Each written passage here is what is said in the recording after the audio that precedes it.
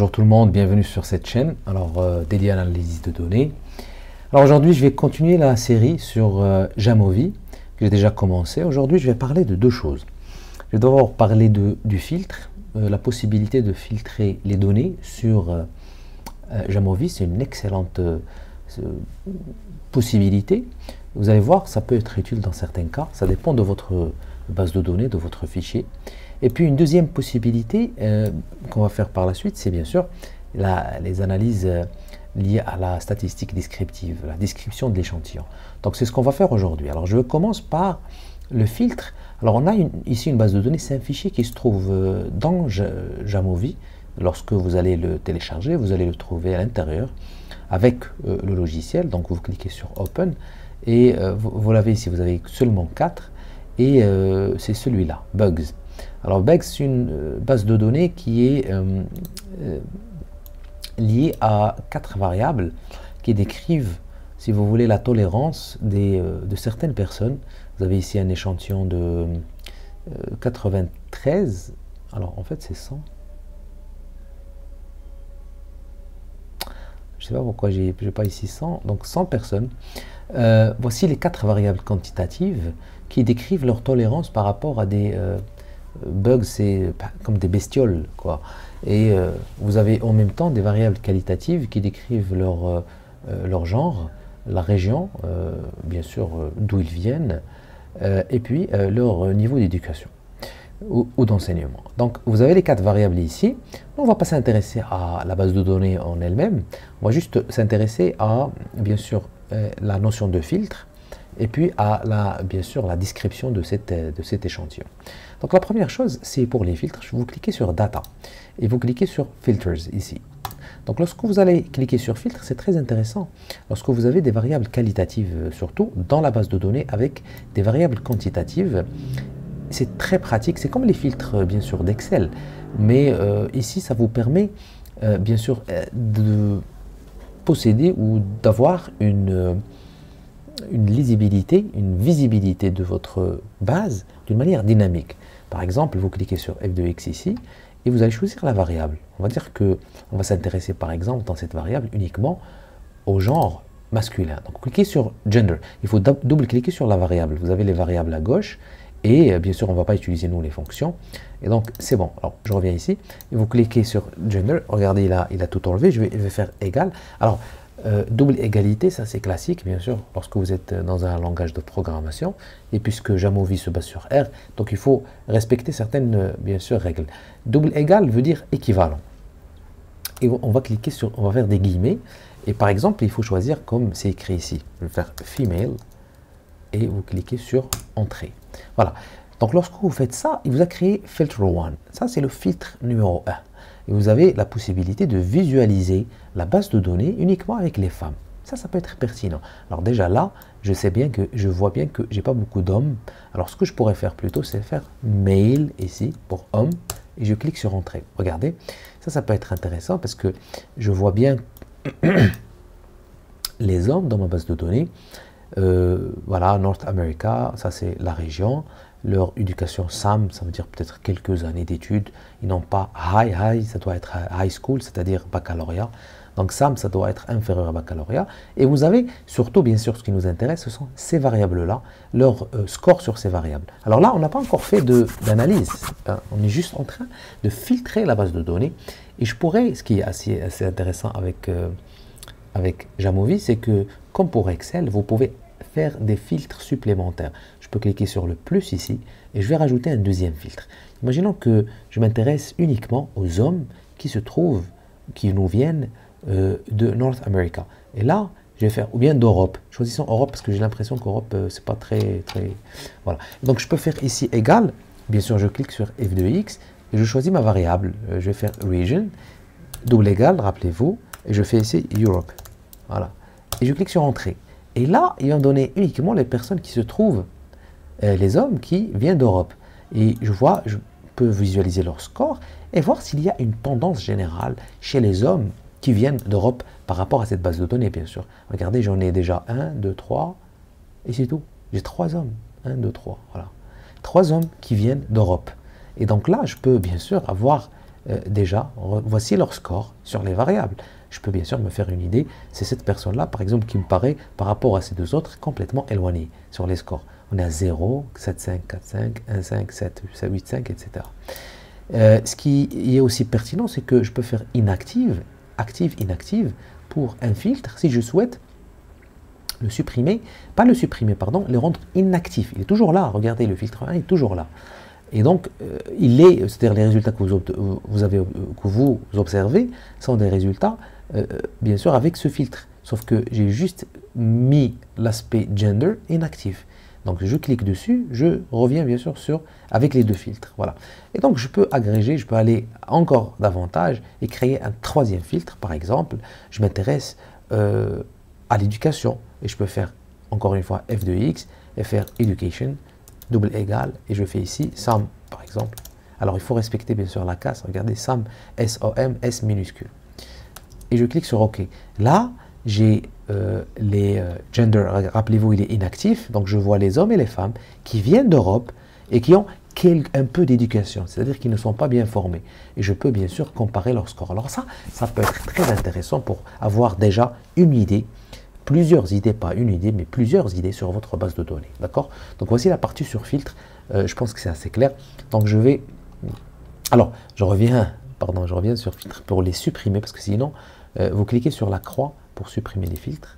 Et là, je reviens bien sûr à ma base de données. Donc, j'ai rien fait, hein, j'ai rien supprimé. Ce sont juste des filtres qui me permettent d'avoir une lisibilité par rapport à ma base de données. Ensuite, on va passer bien sûr aux statistiques descriptives. Et là, on va commencer les choses sérieuses parce qu'on va commencer à analyser la base. Par la suite, dans les vidéos suivantes, on va voir comment on peut aller encore plus loin, bien sûr, dans l'analyse des données. Alors, vous cliquez sur Analyse et vous cliquez sur Data, Analyse, oui, Exploration. Et on fait descriptif. Alors, descriptif ici, voilà. Là, c'est très très intéressant, bien sûr. Ça ressemble à JASP, ce qu'on avait vu sur JASP. Et on va commencer par d'abord les variables qualitatives. Alors, j'en ai 3. J'ai homme, femme et gender, c'est-à-dire homme-femme. J'ai les régions, North America, Europe, tout ça. Et j'ai education, donc leur niveau d'éducation. Alors, je peux les sélectionner. Ce sont les 3 premières variables ici. Vous cliquez sur la flèche pour que ça passe vers variable. Et vous avez ici, bien sûr, les différentes statistiques. Alors, rappelez-vous, les variables qualitatives, j'ai des vidéos sur ça, un peu les anciennes vidéos. Je vous explique que pour les variables qualitatives, on ne peut pas calculer une moyenne. On ne peut pas calculer, bien sûr, la médiane. Donc, mean, c'est moyenne. Median, c'est médiane. Mode, c'est mode. Sum, c'est la somme, tout simplement.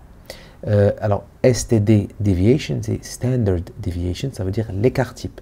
Bien sûr, on va bien sûr, on ne peut pas le calculer ici. D'ailleurs, Jamovi le comprend. Parce que ce sont des variables qualitatives. Alors, ce que je pourrais rajouter, c'est peut-être rajouter des tableaux de fréquence. Les tableaux de fréquence, bien sûr, c'est toujours possible pour des variables qualitatives. Et c'est intéressant parce que ça vous donne, bien sûr, ça, vous pouvez l'utiliser ensuite dans votre rapport ou document, projet de fin d'études, etc. Et là, j'ai pour chaque variable un tableau de fréquence. Donc, ça me donne les counts, ce sont les fréquences, tout simplement, pourcentage du total. Et donc là, je vois bien que dans cette base, il y a beaucoup plus de femmes, 68% et demi. Et bien sûr, j'ai les fréquences cumulatives. Alors, les fréquences cumulatives aussi et les fréquences pour les régions, je vois bien que North America, c'est la majorité avec 83,7%. Et puis, bien sûr, pour l'éducation, je vois bien que très peu ont un diplôme vraiment supérieur, c'est-à-dire 2 personnes. College, alors c'est pas collège, c'est université. Alors 5 personnes en anglais. Donc, vous avez ici le cumulatif 7,7. 7,7 qui ont un niveau d'études supérieures. Donc là, on a déjà des statistiques descriptives intéressantes par rapport aux variables qualitatives. Alors maintenant, on va passer aux variables quantitatives qui concernaient, je le rappelle, des variables liées à la tolérance par rapport à des bestioles, à des des bugs. Alors bugs, je crois que c'est des bestioles, ils n'ont pas précisé exactement c'est quoi, mais ce genre de choses. Donc on va ramener, parce qu'il faut ramener les variables, on va les ramener ici. Ensuite, on va sélectionner des variables quantitatives qui ont cette échelle à côté. Voilà. Là, bien sûr, on peut avoir toujours la moyenne, la médiane, c'est vraiment pertinent. Et puis bien sûr, l'écart type, la variance, pas vraiment nécessaire, mais l'écart type, c'est important. Le minimum, les maximums, c'est important pour voir est-ce qu'il n'y a pas eu d'erreur. Si vous avez une échelle, par exemple, de 1 à 5 ou 0 à 5 ou 0 à 6, etc., vous devez voir le minimum et le maximum. Ici, apparemment, c'est 0,10. Regardez, minimum 0, 10, et c'est pour toutes les variables. Donc, on voit bien que c'est une échelle de 0 à 10. Donc ça, c'est important d'utiliser min-max pour voir est-ce que vous n'avez pas fait d'erreur dans la saisie. Ensuite, la médiane, bien sûr, et la moyenne vous permettent d'avoir une idée sur la tendance centrale de votre distribution. Et standard deviation, qui est, rappelez-vous, l'écart type, et bien sûr est une variable de dispersion pour voir est-ce qu'il y a une bonne dispersion par rapport aux réponses qui ont été données par, et puis bien sûr missing, c'est là, n taille de l'échantillon, mais missing c'est important, si je l'enlève ça s'enlève, mais missing ça vous montre aussi est-ce que vous avez beaucoup de valeurs manquantes ou bien vous n'en avez pas beaucoup, parce que c'est important bien sûr de ne pas en avoir beaucoup pour avoir une bonne bien sûr description de l'échantillon et des statistiques descriptives. Donc là on a le nécessaire. Frequency tables, on va l'enlever.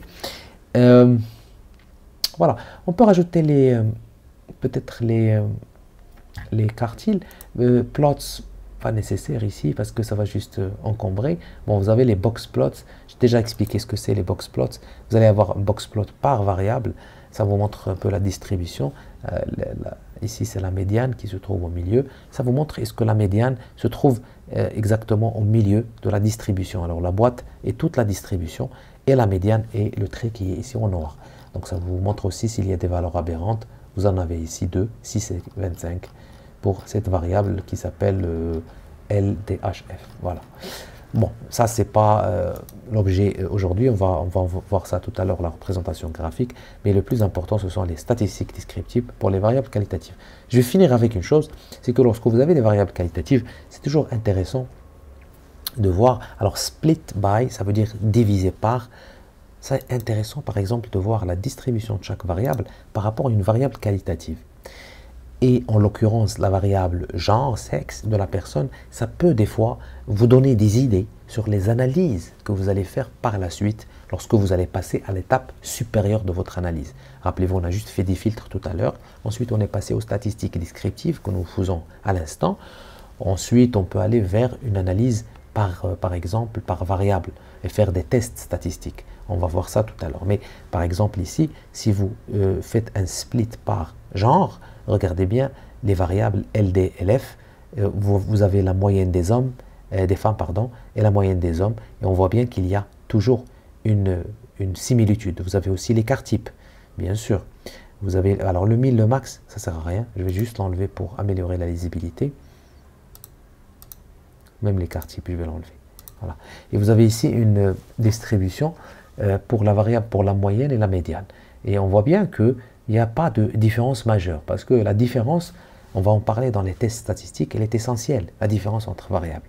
On peut, je reviens ici, alors région, je ne vais pas utiliser parce qu'on n'a pas beaucoup de gens, on a la majorité qui se trouve, qui viennent de l'Amérique du Nord, donc ça ne sert à rien. D'accord, on a déjà fait, on l'a vu tout à l'heure avec, rappelez-vous, les tableaux de fréquence. Mais je vais faire Education, juste pour voir s'il y a une différence. Et on a ici la moyenne entre les différentes. Alors, on a Advanced, il y a certaines différences ici, mais encore une fois, on n'a pas beaucoup. Rappelez-vous, regardez ici, on a une personne, pardon, missing. Hein. Voilà, on a N ici, les tailles. Donc, on a 2 en advance, c'est pas vraiment pertinent. Par contre, on peut faire par exemple une comparaison entre sum, less and high. Parce qu'on a 15, 22, 45, 15, 21, c'est-à-dire le nombre d'observations. Par contre, partial, on n'a que deux personnes. Et puis college, c'est-à-dire l'université, 5, 5, 5, 5, 5. Donc, voilà. Et ça, c'est bien. Donc, même si on ne va pas utiliser education, parce que c'est vraiment pas pertinent comme variable, le genre est beaucoup plus intéressant. Mais avec cette lecture par split, ça vous permet de voir déjà la distribution par variable quantitative. Alors, on peut faire ça uniquement pour les variables quantitatives, pas uniquement, mais surtout pour les variables quantitatives, parce que ça nous permet bien sûr de comparer les statistiques descriptives comme la moyenne, la médiane et peut-être l'écart type dans certains cas. Voilà, donc j'ai fini cette vidéo, j'espère que vous avez apprécié. N'oubliez pas bien sûr de mettre des commentaires, des propositions, et puis d'aimer, de partager la vidéo. Alors dans la vidéo suivante, on va voir les graphiques, bien sûr, sur Jamovi.